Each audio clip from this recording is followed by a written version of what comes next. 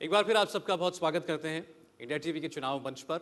और हमारा एक नया पैनल और नए मेहमान मौजूद हैं, लेकिन मुद्दा ऐसा है जिससे आप में से कोई भी अछूता नहीं। हम दावे के साथ ये कह सकते हैं कि इस हॉल में बैठे जितने भी लोग हैं या इस प्रोग्राम को देखने वाले जितने भी दर्शक हैं, एक भी ऐसा व्यक्ति नहीं होगा जिसको इस मुद्दे ने न छुआ हो, न प्रभावित किया हो। यह नोटबंदी, डीमोनेटाइजेशन, 500 और 1000 रुपए के नोट एक बार में खत्म करना, देश की 85% करेंसी को रद्दी कर देना एक सरकार के फैसले से। अब क्या यह फैसला इन चुनावों में, खासतौर पर उत्तर प्रदेश में, कोई बड़ा मुद्दा बनने वाला है, या फिर जनता इस मुद्दे को केंद्र के एक फैसले के तौर पर देखती है जिसका यूपी के चुनाव में कोई मतलब नहीं होगा। लेकिन इतना जरूर है कि चाहे पॉलिटिकल पार्टियां जो चुनाव लड़ रही हैं, वो वोटर जो बूथ पर जाने वाले हैं, हर किसी को इस नोटबंदी ने प्रभावित किया है। तो हमारे साथ इस पर बात करने के लिए कांग्रेस पार्टी की तरफ से हैं वरिष्ठ नेता सलमान खुर्शीद साहब। स्वागत है सर आपका। और केंद्रीय मंत्री अनुप्रिया पटेल, अपना दल की नेता और बीजेपी की सहयोगी।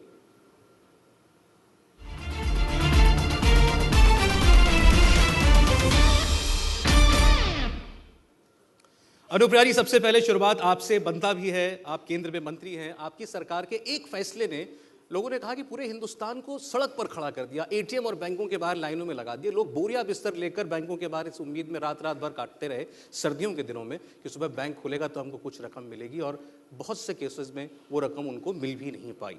अब ये बताइए, क्या आपको खदशा है, डर है कि ये बैकफायर या मिसफायर ना कर दे इस चुनाव में? हमें कोई डर नहीं है कि ये बैकफायर कर जाएगा या मिसफायर कर जाएगा। राष्ट्रहित में मोदी सरकार ने एक बहुत बड़ा फैसला लिया। देश के अंदर एक शैडो इकोनॉमी, जो एक वे ऑफ लाइफ बन चुका था, उसे हम फॉर्मल इकोनॉमी के साथ इंटीग्रेट करना चाह रहे थे, और इसलिए हमने ये फैसला किया। जहाँ तक बैकफायर करने का प्रश्न है, तो मैं यहाँ जिक्र करना चाहूँगी इंडिया टुडे के उस सर्वे का, मूड ऑफ द नेशन के लिए जो सर्वे अभी हाल ही में हुआ है, और जिसमें ये बात सामने आई है कि आज अगर इस देश के अंदर चुनाव फिर से हो जाएं, तो एनडीए को 360 सीटें मिलने जा रही हैं, और अगर भारतीय जनता पार्टी की अकेले बात की जाए तो 300 सीटें भारतीय जनता पार्टी को मिलेंगी। तो अगर नोटबंदी को लेकर जनता में कोई आक्रोश होता तो शायद इस सर्वे में रिफ्लेक्स जरूर होता। सर्वे को लेकर नेता बड़े चूजी होते हैं, जो उनके मतलब का होता है वो सर्वे उनको ठीक लगता है, जो वो खिलाफ दिखाता है वो उनको पसंद नहीं आता। आप मुझे बताएं, आप जिस इलाके से आती हैं वहाँ हथकरघा उद्योग है, बहुत सारे बुनकर रहते हैं, बुनकर समाज रहता है। हम खुद गए उन इलाकों में, मैं खुद गया हूँ, और वहाँ हमने लोगों से बात की। बहुत से लोगों ने ये कहा कि अगर हालात 2, 4, 5, 10 दिन में ठीक नहीं हुए तो भुखमरी की नौबत आ जाएगी। आप उत्तर प्रदेश में जितने ऐसे उद्योग हैं जिनमें मैनुअल पावर की ज़रूरत है, मैन पावर की ज़रूरत है, फिरोजाबाद में चूड़ी का उद्योग है, 1.5 लाख लोग बेरोजगार हो गए। ये डेटा बता रहा हूँ मैं आपको। जिन मजदूरों को 400 रुपये पर डे मेहनताना मिला करता था, आज उनको 40-50 रुपए मिल रहे हैं, और बाकी लोग अपने घर बैठे हुए हैं। बुनकरों की मैंने आपसे बात करी। पश्चिमी उत्तर प्रदेश में गन्ने का वक्त था, गन्ने कटाई का वक्त था, ट्रैक्टरों पर गन्ना लदा रह गया, पैसा देने को नहीं था मिलों के पास। इससे आपको कितने उदाहरण दिए जा सकते हैं। दिल्ली, मुंबई मेट्रो शहरों से सारे मजदूर वापस आ गए, जिनमें से अधिकांश यूपी बिहार के थे। तो अगर उनको इसने प्रभावित नहीं किया, और अगर किया है, तो वो क्यों इसके बारे में अपना फैसला आपको वोट डाल के नहीं देंगे? मैं आपकी इस बात से बिल्कुल सहमत हूँ कि उनको अधिकार है। यदि वो नोटबंदी को एक चुनावी विषय समझते हैं और उन्हें लगता है कि विधानसभा के जो चुनाव, यदि मैं अपने राज्य की बात करूं, उत्तर प्रदेश की बात करूं, और केवल एक विषय पर केंद्रित होकर वो अपना वोट देना चाहते हैं, तो ये मतदाता का अधिकार है। हालांकि मेरा अपना मानना है कि किसी भी विधानसभा के चुनाव के लिए केवल एक मुद्दा ही नहीं होता है, बहुत सारे अन्य मुद्दे भी, स्थानीय मुद्दे भी होते हैं जिनका अपना महत्व होता है। रही बात बहुत सारे लोगों के बेरोजगार होने की, यहाँ मैं जरूर स्पष्ट कर देना चाहूंगी कि भारत की अर्थव्यवस्था में जो हमारा असंगठित क्षेत्र है, चाय के बागान हैं और बहुत सारे उदाहरण आपने भी दिए, उसमें सबसे बड़ी समस्या ये है कि मजदूरों की जो पेमेंट है वो कैश के माध्यम से की जाती है, उनका बैंक अकाउंट नहीं है। और बैंक अकाउंट में जब हम उनका पेमेंट, उनका सैलरी ट्रांसफर नहीं करते हैं, तो ईएसआई से लेकर प्रोविडेंट फंड से लेकर बहुत सारे ऐसे बेनिफिट्स हैं जिससे हम अनऑर्गेनाइज सेक्टर में काम करने वाले मजदूरों को वंचित रखते हैं। थोड़े समय के लिए ये समस्या जरूर सामने आई है कि बहुत सारे लोगों को जो छोटे कारोबार में लगे हुए थे, उनको कैश पेमेंट नहीं की जा सकती थी, इसलिए उनको अपने रोजगार से हाथ धोना पड़ा। लेकिन अगर आप दूरगामी सोच के साथ देखें तो आपको जरूर समझ में आएगा कि केंद्र सरकार शैडो इकोनॉमी को खत्म करके, या उसको जो फॉर्मल इकोनॉमी है उसमें लाकर फॉर्मल इकोनॉमी का साइज बढ़ाना चाहती है। आपकी नीयत बहुत अच्छी तो हो सकती है। एक अच्छी नीयत के साथ और लेकिन राष्ट्र को लंबे समय में फायदा हो अनुप्रिया उसको जी, सोचकर किया गया कैश है। इकोनॉमी को फॉर्मल इकोनॉमी में लाने के लिए क्या आपकी तैयारी थी? क्या उतने बैंक अकाउंट थे? क्या बैंकों के पास वो इंफ्रास्ट्रक्चर था? आज आप फोन से पेमेंट की बात करते हैं, आज आप कहते हैं आपका फोन आपका बैंक है। कितने लोग स्मार्टफोन को चला पाते हैं अपने ट्रांजैक्शंस करने के लिए? ये तमाम सवाल हैं। एक बार लेकिन सलमान साहब का इस पर रिएक्शन। अनुप्रिया जी ने इस पर कहा, भी कहना आप इसका चाहूंगी जो जवाब दे आपने- दीजिएगा, बातचीत चलेगी। जैसा उन्होंने कहा, ऐतिहासिक फैसला है देश की आर्थिक तस्वीर बदलने के लिए सलमान साहब। और प्रधानमंत्री ने अपने भाषण में कहा था कि ये मैं ब्लैक इकोनॉमी को, काले धन को, आतंकवाद को और फेक करेंसी को खत्म करने के लिए ये फैसला लिया जा रहा है। आपको लगता है ये वही इंटेंडेड था, इसका टारगेट वही था जो उन्होंने बताया, या ये चुनाव थे? देखिए, चुनाव में इस पर क्या प्रतिक्रिया आती है मतदाता की, कुछ चुनाव में ही तय होगा। हमारा ये मानना है कि मतदाता जो प्रभावित हुआ है और जिस पर जो दुश्वारी का जिसने सामना किया है, जिस पर जो पीड़ा रही है, वो उसको सामने रख कर निर्णय लेगा। हमारी बहन की पार्टी की ओर से ये भी माना गया है कि बहुत सारे लोग, क्योंकि ये मानते हैं कि ये देश का प्रमुख मुद्दा है और देश सेवा से जुड़ा है, इसलिए उनका आचरण इसमें कुछ और रहेगा, लेकिन वो तय होगा, चुनाव में तय होगा। लेकिन अगर चुनाव से हटकर भी बात हो तो एक प्रश्न मन में आता है, वो ये है कि जब हमें ये बताया गया था कि ये जो नोटबंदी हो रही है वो इसलिए हो रही है कि विशेषज्ञ जितने दुनिया भर में हैं उन्होंने कहा कि सबसे बड़ी समस्या बड़े नोट की है। तो अगर बड़े नोट की नोटबंदी करनी थी तो 500 और 1000 की नोटबंदी करके 2000 का नोट क्यों आया, ये बात कभी समझ में नहीं आई है। दूसरी बात यह है कि अगर ये करना भी था और लक्ष्य उसका ये था कि जितनी अनअकाउंटेड पैसा है वो बैंकों में आ जाए और उस पर जो निर्धारित उस पर टैक्स है वो टैक्स भी सामने आ जाए और उसके बाद वाइट में कन्वर्ट हो जाए, ब्लैक मनी ना रहे, एक पैरेलल इकोनॉमी ना रहे, अगर यही लक्ष्य था तो इसे 8 और 9 तारीख की रात में करने की आवश्यकता क्यों पड़ गई? जब 2 महीने तक या 50 दिन तक आप इस पैसे का कुछ उपयोग इतना कर सकते थे कि आप बैंक में ले जाके रख सकते थे। कहीं पर यह हुआ कि इसको आप एयरपोर्ट पर, कहीं पर यह हुआ कि इसको टोल प्लाजा पर, कहीं यह हुआ कि आप इसको रेलवे टिकट खरीदने के लिए इसका उपयोग कर सकते हैं। तो अगर इसका उपयोग 50 दिन तक या कुछ दिन तक आप कर सकते थे तो उस रात को बंद करने की ऐसी क्या इमरजेंसी थी कि ऐसी क्या इमरजेंसी उस तरीके से इसको लागू किया कि कि एक रात में 50 दिन में भी ये सब पैसा आता और तब भी वैसे ही खुलकर आता जैसे आज आया है। जो आज पूरा पैसा आ गया अनुप्रिया जी, 15.5 लाख करोड़ रुपए के करीब जो पैसा कैश में था, आज जो आंकड़े आपकी सरकार ने अब तक जारी नहीं किए हैं, लेकिन जो और सोर्सेज से खबर आती है, बैंकर्स बताते हैं कि वो सारा पैसा तो बैंक में वापस आ गया, तो काला धन तो सफेद हो गया। खुर्शीद साहब ने एक साथ बहुत सारे सवाल उठाए, मैं कोशिश करूंगी सबके जवाब दूं। सबसे पहले तो बात आपने की कि ऐसी क्या कारण था कि सरकार ने जल्दबाजी में ये फैसला लिया। पहली बात ये कि जब एनडीए की सरकार इस देश में 2014 के लोकसभा चुनाव में जनता के बीच आई तो एक बहुत बड़ा वादा किया था कि हम विदेशों में जमा काला धन वापस लाएंगे और देश की सीमाओं के अंदर काले धन की उत्पत्ति पर रोक लगाएंगे।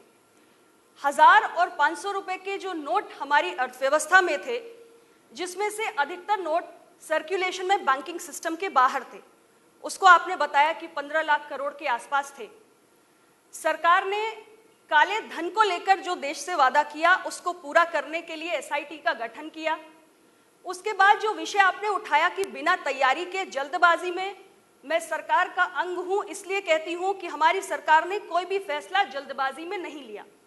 हमने पहले वॉलंटियर डिस्क्लोजर की बात की, हमने को लोगों को मौका दिया कि आपके पास यदि कोई ऐसी इनकम है जिस पर आपने टैक्स पे नहीं किया, आप उसको डिस्क्लोज करिए। हमें पता था कि हमारे देश के अंदर 130 करोड़ की आबादी है और बहुत सारे लोगों के बैंक में खाते नहीं हैं। हमारी सरकार ने जैसे ही कारोबार संभाला, सबसे पहले जनधन के खाते खोले, यानी लोगों का फाइनेंशियल इंक्लूजन किया, बैंक के खाते उनके खोलने का काम किया और लगभग 26 करोड़ खाते हमने जनधन अकाउंट के खोले। तो हमने जल्दबाजी में काम नहीं किया, हमने बेनामी ट्रांजैक्शंस के लिए भी हम एक्ट बनाकर लाए। हमने कोशिश की कि जितना भी पैसा बैंकिंग सिस्टम के बाहर है, शैडो इकोनॉमी में है, पैरेलल इकोनॉमी में है, वो सब हमको लाना है हमारे बैंकिंग सिस्टम के अंदर, क्योंकि ये शैडो इकोनॉमी हमारे बैंक्स को कैपेसिटी को चैलेंज कर रही है। आज पैसा जब आया है तो बैंकों के पास फंड्स है, लिक्विडिटी है, बैंक्स कम रेट पर लेंड कर सकते हैं, और किसको पैसा देंगे? मैं आपकी बात का जवाब एग्रीकल्चर को देंगे, इंडस्ट्री को देंगे। पहला आरोप तो ये कि जल्दबाजी में क्यों आपने 50 दिन की मोहलत दी थी, इसमें आपने 60 बार पैसा निकालने के जमा करने के नियमों में तब्दीली की है। 50 दिन में 60 बार, कभी 2000 निकाल सकते हैं, कभी 4000 निकाल सकते हैं, कभी आपको बैंक इतना पैसा देगा, कभी इतना पैसा देगा। और जो आपने डेडलाइन सेट की, आरबीआई ने जो डेडलाइन सेट की, हालांकि इसमें आरबीआई से ज्यादा वित्त मंत्रालय काम कर रहा था, आपकी अपनी डेडलाइंस आप बदलते रहे। ये सरकार के, ये लोगों के साथ एक वायदा खिलाफी थी या नहीं? नहीं, हम वादा खिलाफी की दृष्टि से मैं इसे नहीं देखती। मेरा ये मानना है कि हमने एक बहुत बड़ा परिवर्तन लाने की कोशिश की है। इतना बड़ा करेंसी चेंज शायद आज के समय में दुनिया के किसी देश में नहीं हुआ है जितना बड़ा हमने भारत में किया है। और जब हम एक अलग सा कुछ फैसला कर रहे हैं जो सीधे सीधे 125 करोड़ भारतीयों में एक एक व्यक्ति के जीवन को सीधे प्रभावित करता है, तो बहुत सारे ऐसे चैलेंजेस, ऐसी चुनौतियां हमारे सामने आ सकती हैं जिनकी हमें एक्सपेक्टेशन नहीं थी। मजे की बात यह है कि हमने चुनौतियों से पीछे भागने की कोशिश नहीं की है, बल्कि हमने डटकर उसका सामना किया है। जैसे ही कोई समस्या हमारे सामने आई है, हमने उसका कोई ना कोई रास्ता निकालने की कोशिश की है। हमको एक मोटी सी बात समझनी चाहिए, देश में इतने वर्षों से एक शैडो इकोनॉमी प्ले में है और बहुत सारे लोग उस सिस्टम का हिस्सा हैं। तो हम कैसे ये मान सकते हैं कि जो जुगाड़ू लोग हैं जिन्होंने इतनी बड़ी सिस्टम को खड़ा करके रखा हुआ है, आप एकदम से उनके ऊपर कोई बॉम्ब एक्सप्लोड करेंगे और वो रिएक्ट भी नहीं करेंगे? They will find ways and means. तो उन्होंने ways and means find out किए और हमने भी उससे लड़ने के रोज रोज नए तरीके निकाले। कुल मिलाकर कोशिश यही, लेकिन उसमें जीता कौन? सलमान साहब, क्या सरकार जीती जो भी वो कह रही हैं, जिनके पास काला धन था, क्या वो उसको पार्क करने में कामयाब हो गए या नहीं? अगर इसमें 2-3 प्रश्न हैं, बड़ा गंभीर ये विषय है। 2-3 प्रश्न हैं। एक प्रश्न ये है, जैसे आपने जिस बात को उठाया कि कितना पैसा आया है, 15,000 करोड़ आया है और 15,000 करोड़ ही था, 15 लाख हजार करोड़ अगर उतने ही था, वो सारा आ गया, तो फिर कहाँ है वो पैसा जो आना था या नहीं आया, या जिसको लोग बैंकों में लाने के लिए हिम्मत नहीं कर पाए वो पैसा? अनुप्रिया, क्योंकि सवाल तो ये था ना कि जिसके पास काला धन है उसका काला धन खत्म हो जाएगा, नहीं, वो डूब जाएगा तो पैसा। बहुत अच्छा हुआ, वंस एंड फॉर ऑल सारा सिस्टम हमारे बैंक्स में आ गया। सारा पैसा जो बैंकों के बाहर सर्कुलेशन में था, हम उसको बैंक में ले आए, हमने बैंक की कैपेसिटी को बूस्ट कर दिया। हम उस पे क्रिप क्यों कर रहे हैं? हमको खुश होना चाहिए। गोल पोस्ट बदलना, इसको कहते हैं गोल पोस्ट बदलना। तो जब वो सारा काला पैसा व्हाइट हो गया तो आप कहते हैं कि अब पैसा बैंक में तो आ गया। मैं ये कह रही हूँ कि हम फॉर्मल इकोनॉमी में जो पैसा नहीं था, यदि हमारे इस कदम से वो सारा पैसा हमारी फॉर्मल इकोनॉमी में आ गया है, हमारे बैंक्स की कैपेसिटी आज बढ़ चुकी है, हमारे बैंक ज्यादा बेटर पोजीशन में है, व्हाई नॉट बी अपलॉडेड? हम क्यों नहीं इस बात पे खुश हो रहे हैं? बताइए सलमान साहब, ये खुशी की बात है? नहीं, अगर ये सफल हो जाए तो खुशी की बात है, लेकिन ये सफल कोई कह रहे हैं कि ज़्यादा एकेडमिक हो रहा है, लेकिन ये सफल होगा कि नहीं होगा? ये सफल कैसे होगा जब बड़े अमाउंट्स 2000 रुपए के नोट पकड़े जा रहे हैं और बड़ी संख्या में पकड़े जा रहे हैं, जबकि आपको ये मालूम है कि बैंक सिर्फ 2000 रुपया या 2500 रुपया एक हफ्ते में दे सकता है। तो ये करोड़ों रुपया कहाँ से पकड़ा जा रहा है? कई जगह पकड़ा गया है। मैं नाम नहीं लेना चाहता हूँ कि किस संगठन का था, किस पार्टी का था, लेकिन कई जगह ये पैसा पकड़ा गया है। तो क्या ये कह सकते हैं कि ब्लैक इकोनॉमी खत्म हो गई, या ब्लैक इकोनॉमी का एक नया सर्कल शुरू हुआ है जो कि ज़्यादा इफेक्टिव है और ज़्यादा दूरगामी है? ये प्रश्न सारे आएंगे, लेकिन ये सारे प्रश्न आज हम नहीं हल कर पाएंगे। फिर इकोनॉमी पर इसका दुष्प्रभाव क्या पड़ा है, ये अगले 6 महीने 1 साल भर में पता लगेगा कि जीडीपी घटता है कि नहीं घटता है। तो आज ये कह देना कि ये सफल है कि नहीं है, अभी तक हमें लगता है कि सफल नहीं है, लेकिन सच्ची बात है कि 1 साल भर 1.5 साल में ये पता अच्छी बात है कि आप अभी एक तरफा आलोचना नहीं कर रहे हैं इसकी, आप कह रहे हैं नहीं कर रहे हैं, और करनी भी नहीं चाहिए, इसलिए क्योंकि इनका दावा ये है कि हमने ये देश प्रेम में किया है और देश सेवा में किया है। तो अगर ये दावा है तो हमें स्वीकार करना चाहिए, लेकिन आंखें खोल कर समझ कर कि आखिर जो हुआ है इसके कोई परिणाम अच्छे आए हैं कि नहीं आए। एक सवाल हुआ था, लोगों को लग रहा था कि इससे बहुत काला धन आएगा, 3-4 लाख करोड़ आएगा, बहुत लोगों के अकाउंट में भी जाएंगे, लोगों को इससे बहुत सहूलियतें सुविधा मिलेगी, और खासतौर से बजट से बहुत उम्मीद थी कि गेम चेंजर बजट होगा और बहुत सारे लोगों को बहुत कुछ होगा। जैसे गेम चेंजर बोल रहा हूँ, आप भी थोड़ा मुस्कुरा रही हैं, तो इस बजट से लोगों को क्या हासिल है अनुप्रिया जी, कि जिसके लिए आपने 50 दिन नोटबंदी की, देश को कतार में खड़ा कर दिया, और उसके बाद बजट आया तो बहुत सारे लोगों ने कहा खोदा पहाड़ निकली चूहिया 12,500। तो दो तरह के लोग हैं, एक वो और दूसरे जो बनिया, जो आपका वोट बैंक था, वैश्य और जो कारोबारी लोग थे, उनको नाराजगी हुई और जनता को कुछ मिला नहीं। यूपी में जो आपके उम्मीदवार जा रहे हैं उनको लोग पूछ रहे हैं गांव देहात में सब जगह। देखिए, जो छोटे कारोबारी हैं, व्यापारी हैं, बहुत सारा हम सब जानते हैं कि जो ये छोटे और मंझोले स्तर का जो कारोबार है, इसमें कच्चा बिल, पक्का बिल, यानी 2 तरीके का सिस्टम चलता है। आप ज़रूर इसे कह रहे हैं कि एक शॉक थेरेपी की तरह, एक शॉक ट्रीटमेंट की तरह हमने डीमोनेटाइजेशन कर लिया। हमारी सोच सिर्फ यही है कि हमारे जो छोटे और मझले स्तर के कारोबारी भी हैं, उनको भी हम एक बड़े सिस्टम का हिस्सा बनाएं, उनको एक क्लीनर, बिगर, बेटर सिस्टम, फॉर्मल इकोनॉमी में लेकर आएं, और लॉन्ग रन में उनको भी समझ में आएगा कि ये बिजनेस करने का एक बेहतर, एक सुपीरियर तरीका है। आप बजट की बात कर रहे हैं, एक बात जो हमारी सरकार बार बार कहती है, हमारे वित्त मंत्री जी बार बार कहते हैं, India is largely a non tax compliant society, और जो लोग टैक्स नहीं पे करते हैं उनके इस गलती का खामियाजा वो लोग भुगतते हैं जो टैक्स पेयर्स हैं। 2.5 लाख से 5 लाख की स्लैब में जो हमने 5%, 10% से 5% पे हम आए हैं, ये उसी लोअर इनकम ग्रुप को हमने कहीं ना कहीं इस बजट के माध्यम से रिवॉर्ड करने की कोशिश की है, जो कई बार नॉन टैक्स कंप्लायंट लोगों की वजह से भुगतते आ रहे हैं। अनुप्रिया जी, ये सब चीजें बजट में जो आपने की, ये इसलिए नहीं की कि नोटबंदी 50 दिन की और उससे 3-4 लाख करोड़ आ गए और उसने आप टैक्स पेयर्स को आपने राहत दे दी। सवाल उठता है, एक सवाल मैं जानना चाह रहा हूं, नोटबंदी से क्या हासिल हुआ, क्या आ गया बैंकों में, कितना काला धन आ गया? ये न सरकार बता रही है, न संसद में बताया जा रहा है, न बजट से पता चल रहा। पता तो चले कि आया क्या। देखिए, आंकड़े तो आरबीआई बताएगी, लेकिन मैं इतना जरूर कह रही हूं कि आज तक इस देश के अंदर जितनी भी सरकारें आई हैं, उन्होंने सिर्फ और सिर्फ संसद के अंदर काले धन की बात करी है, काम किसी ने नहीं किया। एनडीए की सरकार जिस दिन से आई है, हमने सिर्फ काले धन की बात नहीं की है, बल्कि हमारे कुछ एक्शंस भी दिखाई पड़े हैं। एसआईटी के गठन से लेके, बेनामी ट्रांजैक्शन एक्ट से लेकर, डीमोनेटाइजेशन से लेके डिजिटाइजेशन को बढ़ावा देने तक हमने तमाम कदम उठाए हैं, जिससे हम पूरी तरीके से जो ब्लैक मनी के आधार पर आतंकवाद, नक्सलवाद, माओवाद, काउंटरफीट करेंसी का जो कारोबार चल रहा है, उसकी हमने फाइनेंशियली कमर तोड़ने की कोशिश की है। हम लड़ने के लिए तैयार हैं। लेकिन अनुप्रिया जी, कमर टूटी हुई है उनकी जो छोटे कारोबारी हैं, जो फिरोजाबाद में है, जो मुरादाबाद में है, जो बरेली में है, जो गांव में है। कमर उनकी टूटी है जो जिनका छोटा मोटा रोजगार था उनको मुश्किल हुई, या जो लघु उद्योग, कुटीर उद्योग, जिनका धंधा पानी चौपट हुआ, वो भी कतार में लगकर खुश थे कि 50-60 दिन बाद, चूंकि मोदी जी ने गोवा में कहा था कि 50 दिन हमें समय देना, उसके बाद चौराहे पर ... जो भी सजा देना, तो लोग मान रहे थे कि 50 दिन बाद कुछ मिरेकल होगा, और नहीं होगा तो कम से कम बजट में बड़ी चीज होगी। देखिए, सजा देने की जहां तक बात है, तो लोकतंत्र में सजा एक ही होती है, और वो जनता का अधिकार है। वो जिसको चाहे सजा दे सकती है, जिसको चाहे रिवॉर्ड कर सकती है। लेकिन आज जो मैंने जिक्र किया था कि जो सर्वे भी आया है, उसने बताया है कि लोग मोदी सरकार के इस फैसले के साथ खड़े हैं।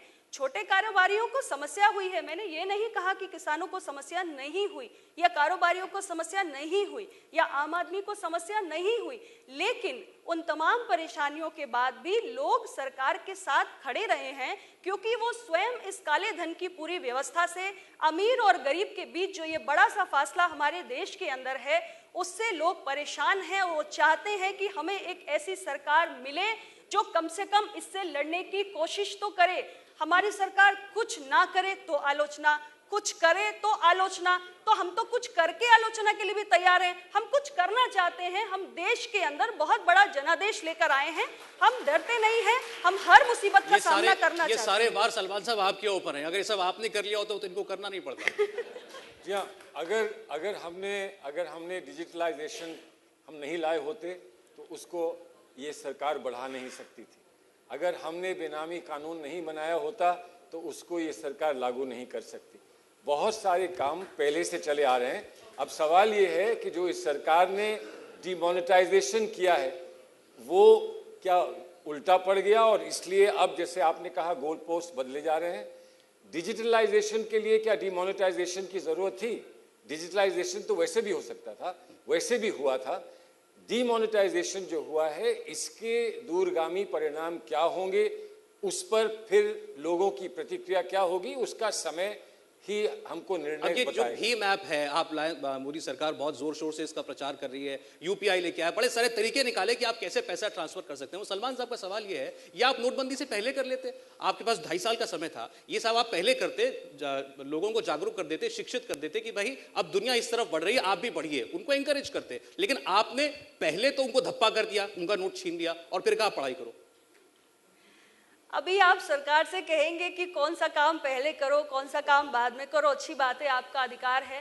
आपने कहा कि ये हम लाए, वो हम लाए, तो भाई ये शायद हमारा गुनाह है कि आपको सरकार बनाने का मौका पहले मिला और हमको बाद में मिला। आपकी सरकार ने क्या किया वो भी जनता के सामने है, हम क्या कर रहे हैं वो भी जनता के सामने है। रही बात डिजिटल पेमेंट्स की, तो मैंने आपको बताया कि उसके लिए पहले हमें बैंकिंग सिस्टम में लोग ज़्यादा से ज़्यादा जुड़े हों, इसकी आवश्यकता है। भारत की इकोनॉमी 95% कैश इकोनॉमी है, बहुत सारे लोगों के खाते नहीं हैं, तो हमारी सरकार ने सबसे पहले कोशिश की कि हम करोड़ों लोगों के खाते खोलें, उनका फाइनेंशियल इंक्लूजन करें। और इन सब चीज़ों के लिए वक्त लगता है, ये बहुत बड़ा देश है, कई सारे दुनिया के देशों से कई गुना बड़ा देश है, तो एक दिन में या कुछ घंटों में या कुछ महीनों में काम नहीं हो सकता। हमने बहुत सोची समझी रणनीति के तहत काम किया है और देश को आगे ले जाने की हमारी मंशा एकदम साफ और स्पष्ट है। चलिए कुछ सवाल ले लेते, माइक दे दीजिए पीछे। प्रिया जी, आपने कहा कि ब्लैक मनी रोकने के लिए डिमोनेटाइजेशन किया गया, इसके बाद अब तक लगभग 1000 करोड़ रुपया नया करेंसी पकड़ी जा चुकी है, खास करके चेन्नई और साउथ के स्टेट्स में। वो लोग 30% पे बदलने का काम करते थे। ये ब्लैक मनी है या नहीं है, नंबर 1। दूसरे, ये जितने केस पकड़े गए 50 या 60 दिन या 2 महीने में, एक प्राइवेट बैंक के 5 आदमियों, छोटे एम्प्लॉयज़ को गिरफ्तार करने के अलावा, क्या आप लोग उस पे पहुंचे कि ये ब्लैक मनी जो गया था ये किसके जरिए गया और रिजर्व बैंक से कैसे पास हो गया इतना पैसा, उसकी इंक्वायरी का क्या रिजल्ट है?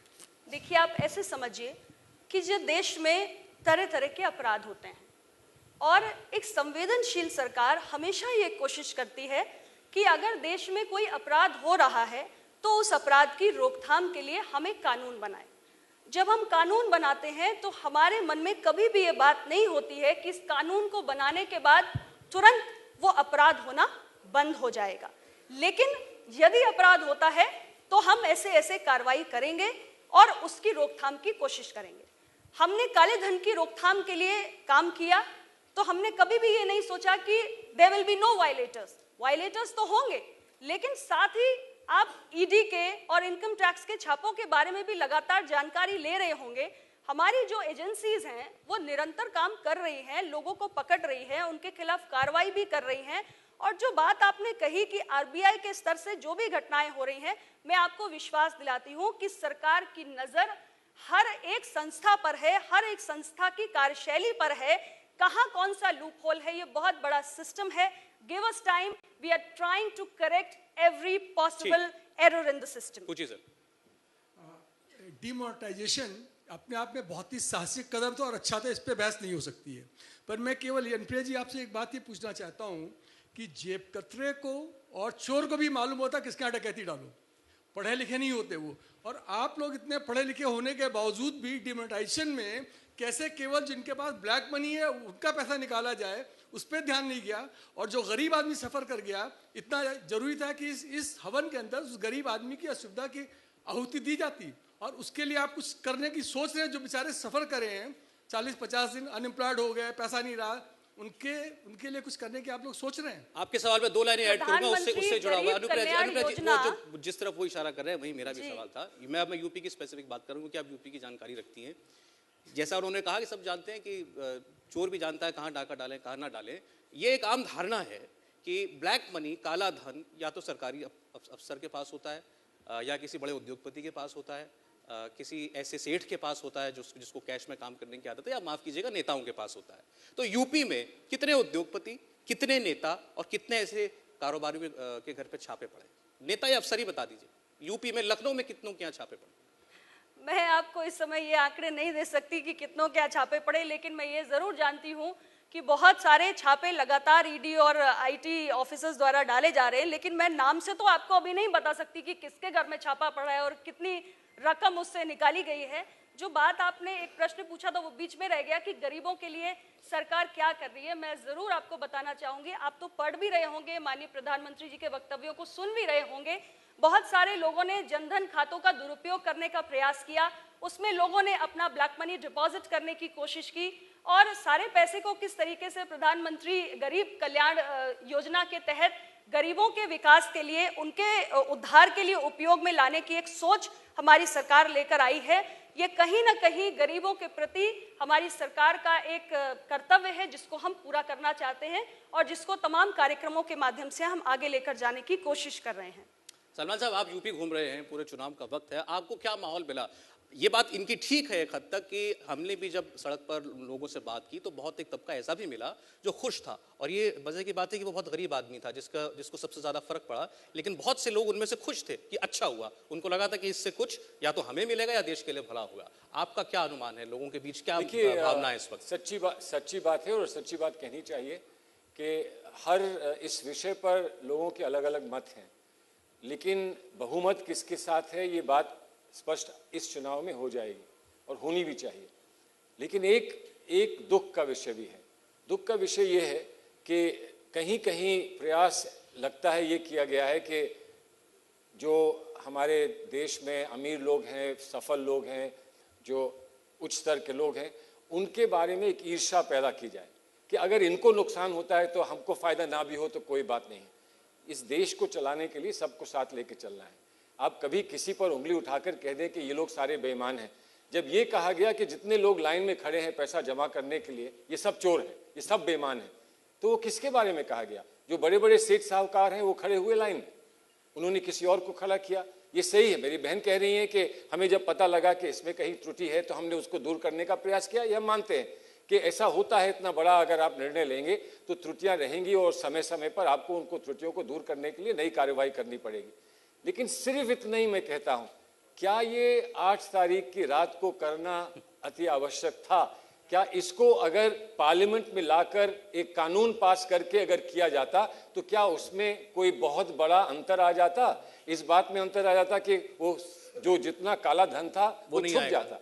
वो काला धन आज मेरे पास है, वो कल आपके पास होता, मैं जाकर उससे कुछ खरीद लेता, पैसा आपके पास होता, तब भी बैंक में आता।